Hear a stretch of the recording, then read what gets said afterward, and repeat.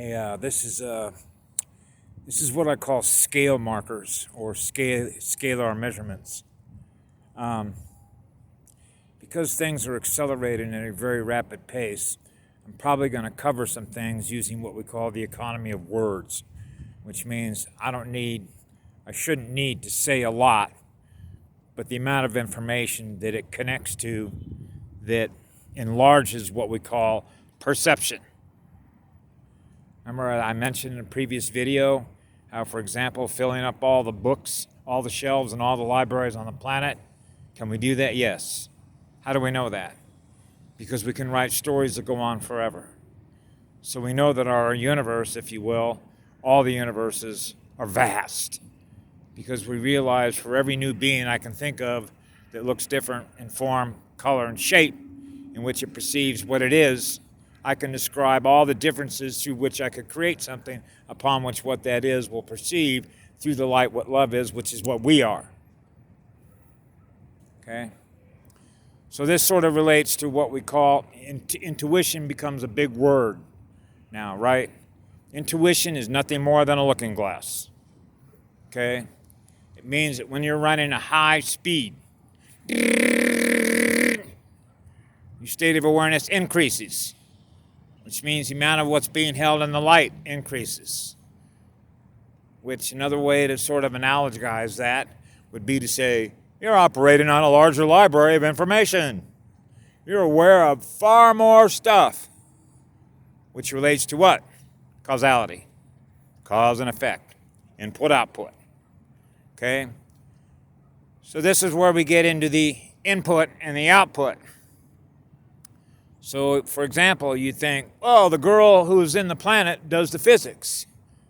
Man, she must be aware of a lot of things. That's a lot of light, isn't it?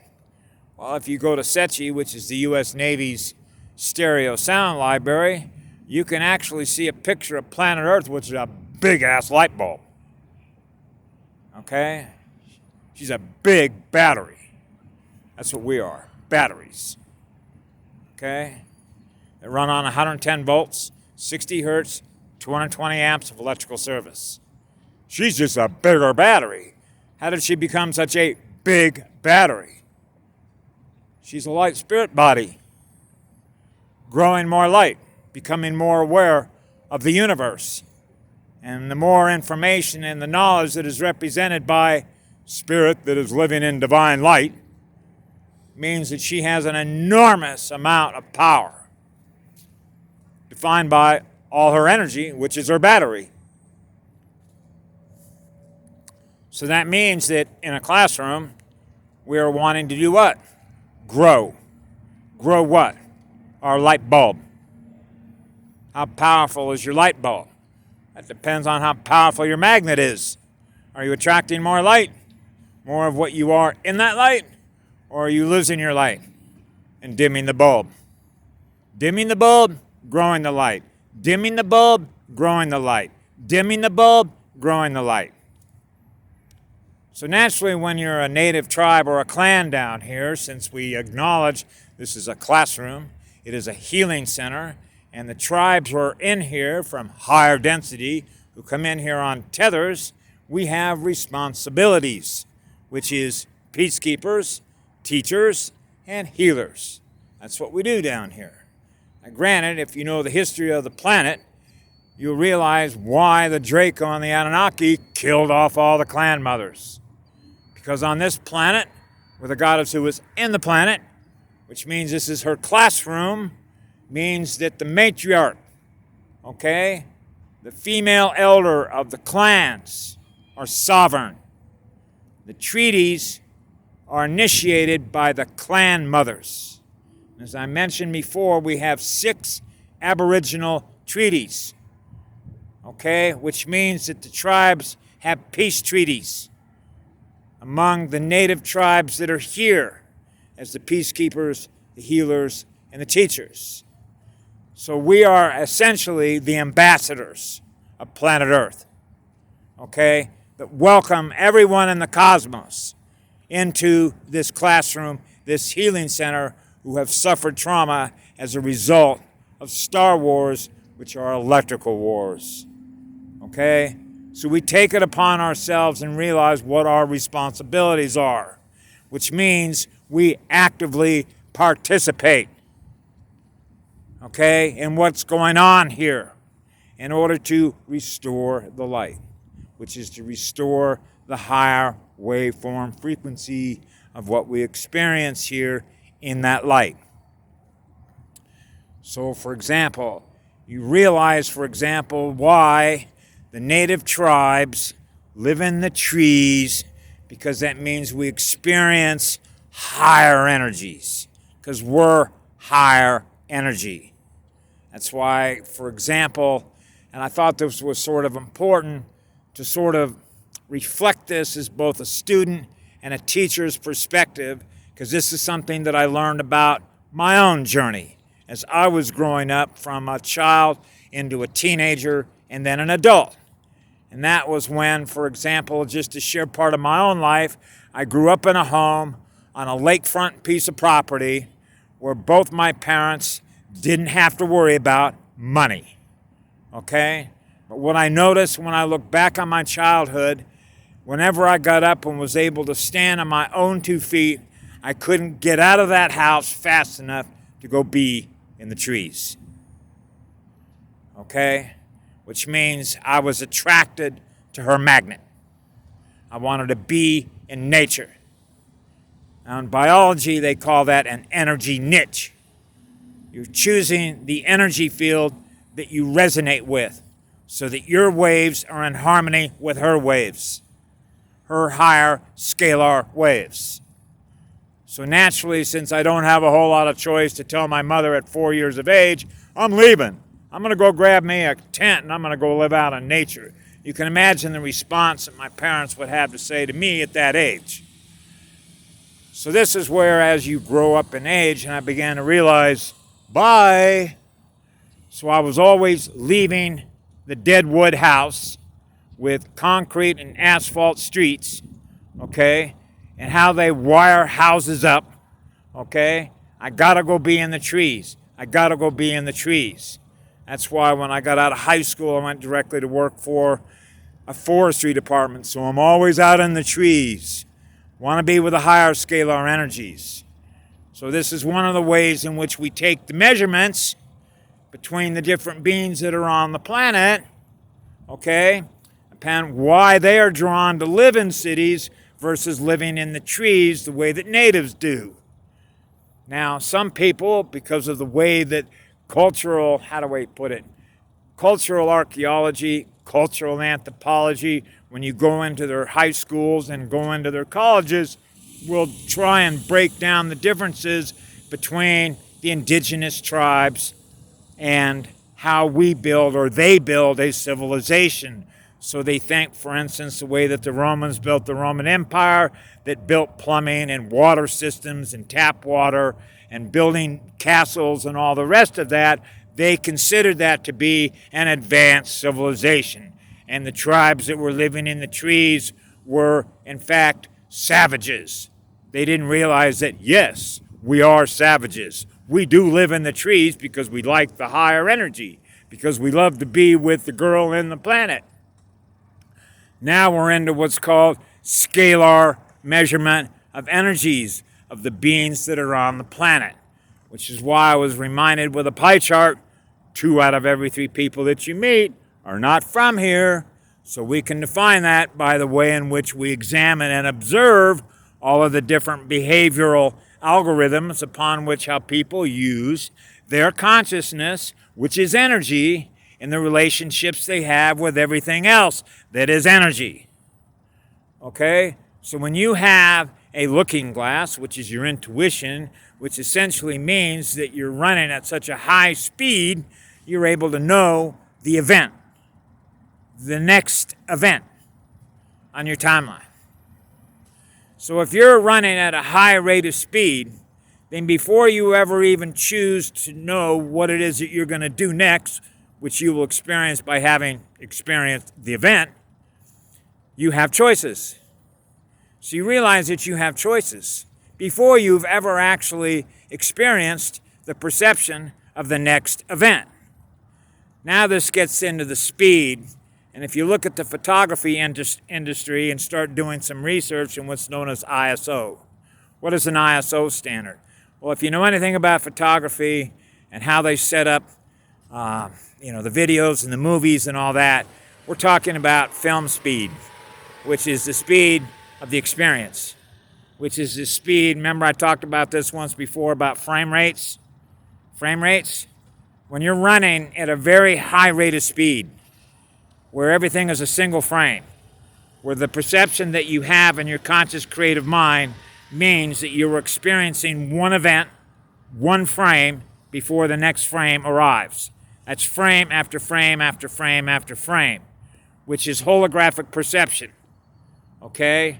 In the way in which the angles, right, the angles, like a triangle and a circle, and the different angles, which represent geometric space, when it's holographic geometrical space, and you begin to realize that the perception that you have geometrically in that space, when you are filling up all the space because you're running at such a high rate of speed and using your conscious creative mind, you are creating your own reality, okay, with your own consciousness.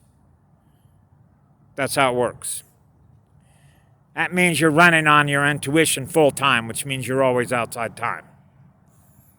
Your state of consciousness is not captured by something that's lower than what yours is. Now you're moving through all the dimensions. Okay? Which means speed is everything.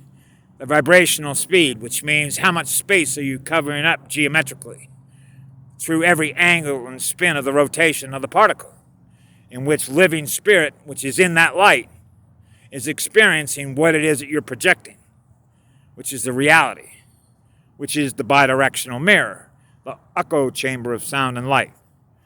Now you're your own simulator. Now you are the projection system. Now you are the holographic creator of your own reality. Okay? That's how it works. So that's why, for example, when I was 21 years of age, and I mentioned this experience, I had come from living in a home with all the push-button stuff, the microwave ovens, the cable TV, the backyard with gardeners that come around once a week, concrete driveways, a garage, a shop and that, and all that. And I have all this stuff. And then the next thing I know is I jump off of an airplane with $10 in my wallet and a surfboard and no place to stay.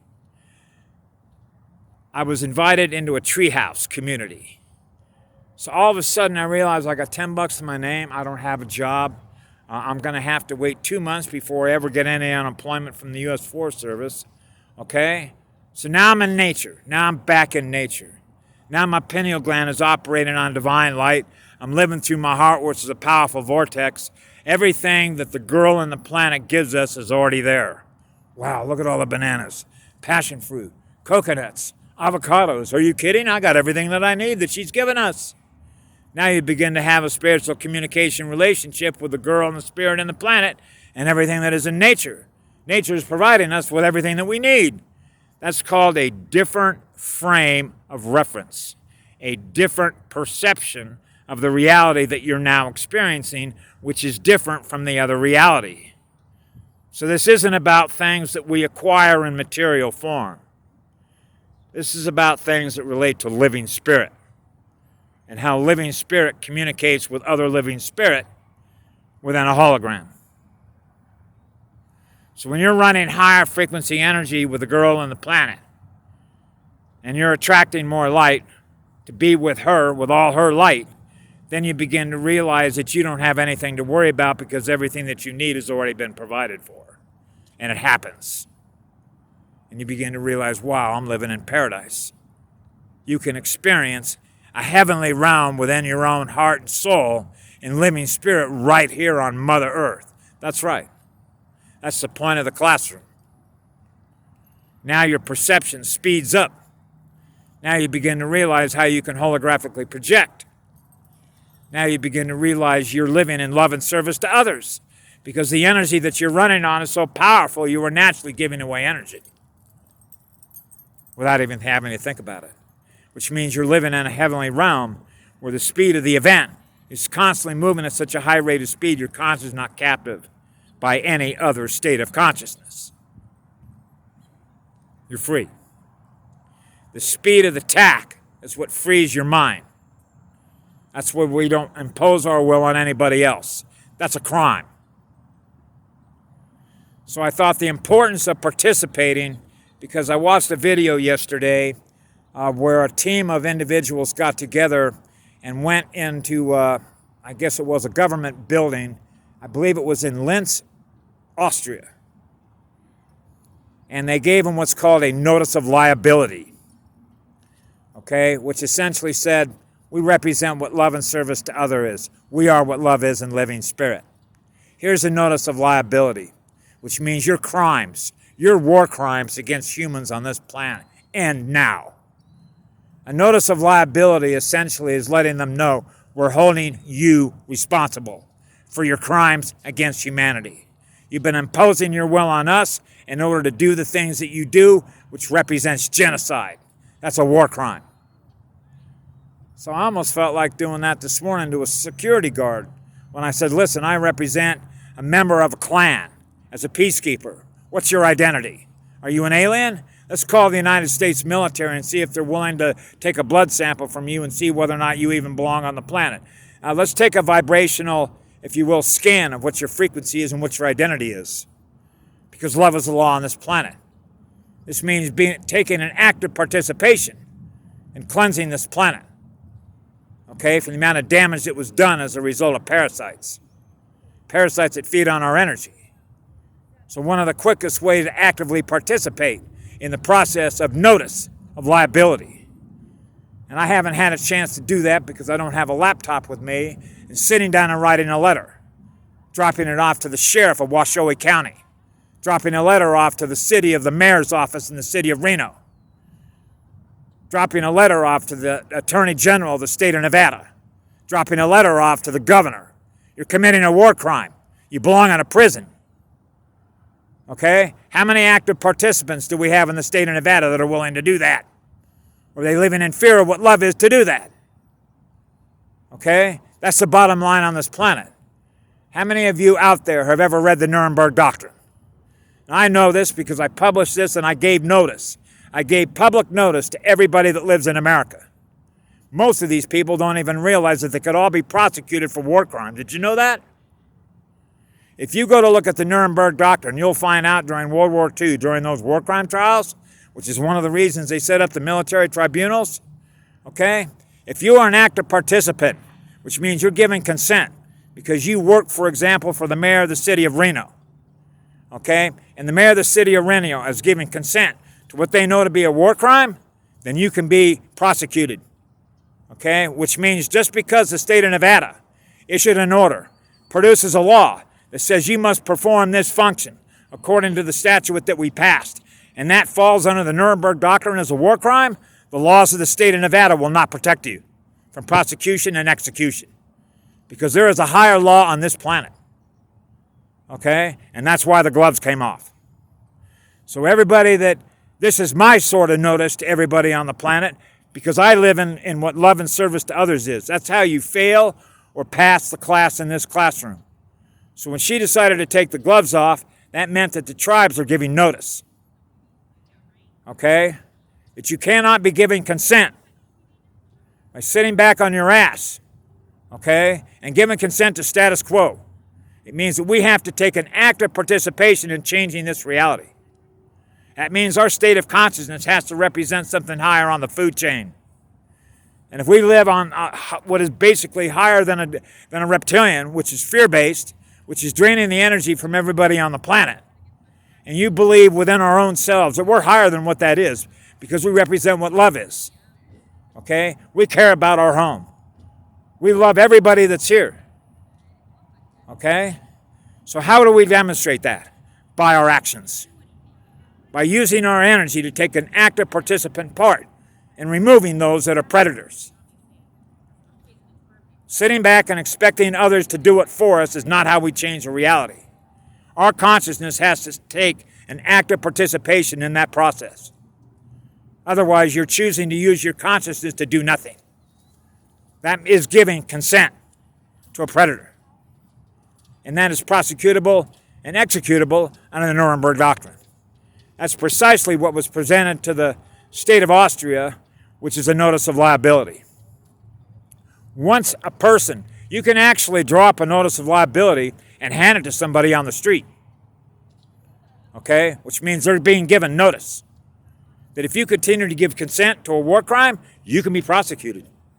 Because all they have to do is turn that name and turn that evidence into the International Criminal Court, the prosecutor in the International Criminal Court, they have to act on that.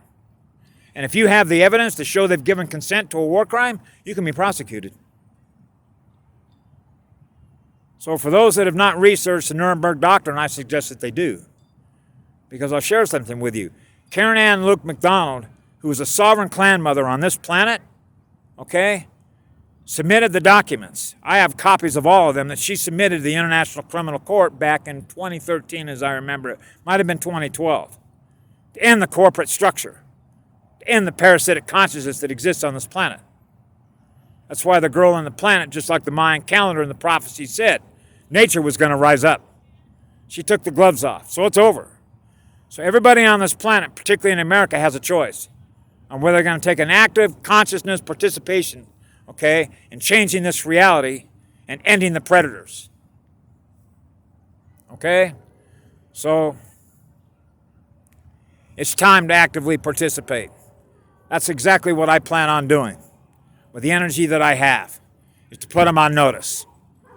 Anyway, what you all choose to do, that's up to you. But I'm giving public, if you will, international notice where I stand on this. It's over. Have a great day. I love you all. Thank you for the sun, girl.